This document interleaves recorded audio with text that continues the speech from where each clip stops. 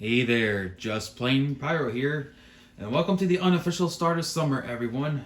Hope everyone's all excited for all the fun that everyone's going to have during this nice weather season, whether you're an RC airplane enthusiast or you're a pyro firework enthusiast. And today we're going to go back to RC airplanes for this video. You may remember back in 2020, I believe, I had a video review of the E-Flite Pitts S-1S 850mm. That thing was a blast. I was doing lots of fun maneuvers, loops, and rolls. It became one of my favorite planes up until what happened later on in that video when the servo failed and it crashed spectacularly. Here's a little bit of a souvenir from that day. What's left of it. The top wing right here. As you see, the connector for the servo arm is gone, the linkage. There's no aileron on the other side either. See, it's just ripped in half. Kind of sucks, huh? Yeah, that thing had a pretty nasty crash at the end of the video. If you haven't seen it, check it out. Here's one piece of it. And here's another piece. The nose. The spinner is still on there, covered in mud after it dug itself into the ground. And what's left of the propeller. The motor, I believe, still works, so it could be salvaged for a future project. But yeah, that's what's left of it.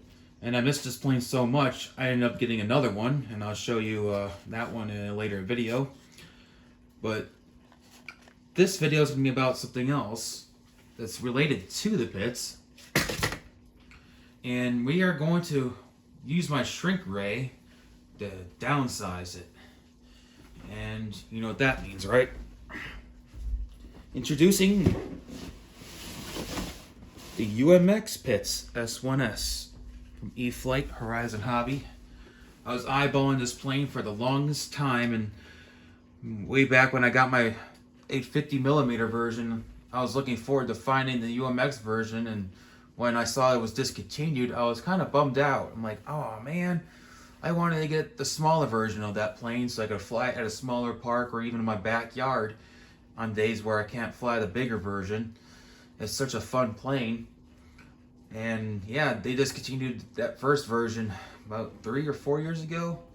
And I was kind of bumming when I realized that, because I just got back into the hobby and I managed to get the F27 UMX and the full-size brother F27 Evolution. And those things have been a blast. But anyway, just this past year, E-Flite brought back the UMX Pitts, and I was so happy to finally get my hands on it. And this time, it's better than ever. As you can see down there, it's a convenient size, impressive performance. It's now 3S battery compatible. So the 3S 300 milliamp batteries that I've been using on my UMX F27 will work with this. Or there's also Spectrum packs that are available that are now newer, and you know, they cost a little bit more. But I got 4 300 milliamp E-Flite batteries that should do this plane just fine. So there's what the box looks like on the front. Here's the side, showing about the AS3X and safe technology in it.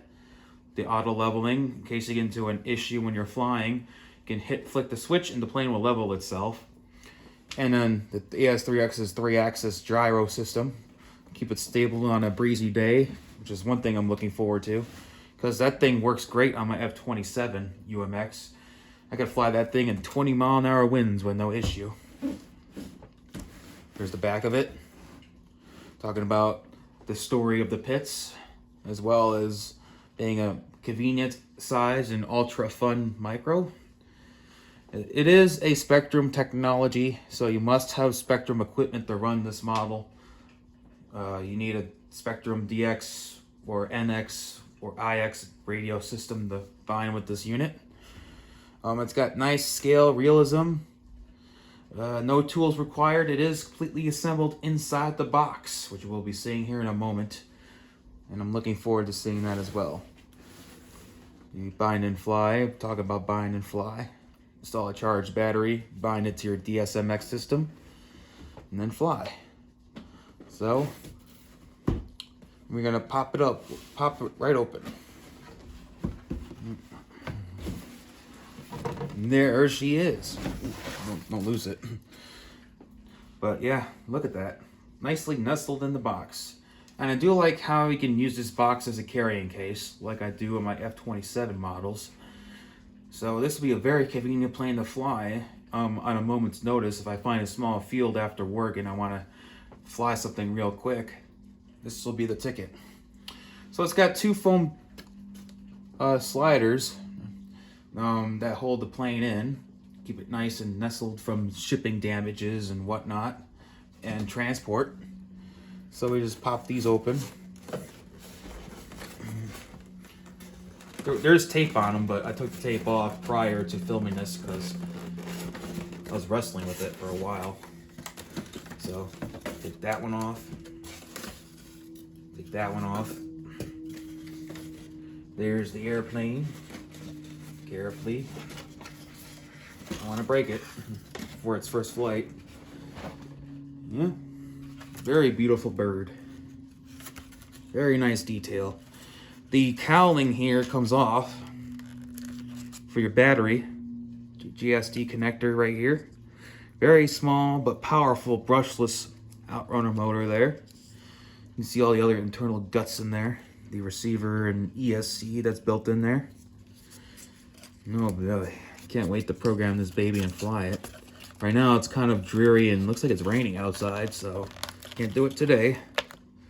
And yeah, this hatch is also held down by magnets, so you don't have to worry about that flying off in flight. Nice small propeller with a foam spinner. It's got these fly wires for scale appearance. I never put those on my larger one because I guess it causes unnecessary drag. But a little one that's already put together, so it's too late. I don't want to take those off. But there's the little micro servos underneath. And there's the connectors there for the ailerons up here. Nice little connecting rods there on both sides. So both top and bottom ailerons move while you're flying it, just like the bigger version. And yeah, I like this. Really digging this design. And there's the pilot, by the way. Take a better look at that pilot while we're at it. Very nice detail on this plane. Yeah, I can't really see the pilot too good because of the design, but and the glare. But very nice design on this plane. I love it already. I'm not even flown it yet. Nice rolling wheels. But anyway, enough bluffing on the plane. Let's see what else we get in the box. Alright, let's see what else we get. There's some cutouts here, so I guess maybe if they have like an RTF version in the future, they could put the charger and the batteries and whatnot in here. No slot for a transmitter, but maybe sometime down the line. Let's see what else we got. Let's get this foam out. We got underneath the foam is the instructions manual. Probably about to read that shortly so I can program this bird. So yeah, there's the instructions underneath in case you can't find it when you open this plane out. It's taped underneath the foam. And let's see what else is inside this box real quick.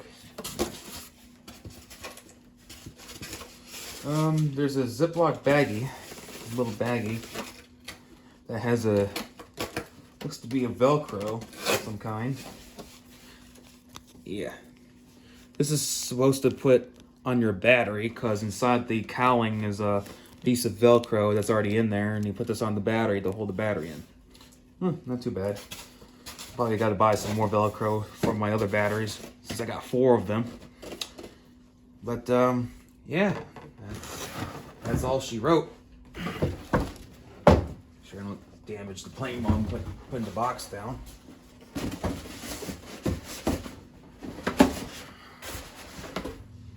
And there it is, the E-Flite Pitts S-1S unboxing video.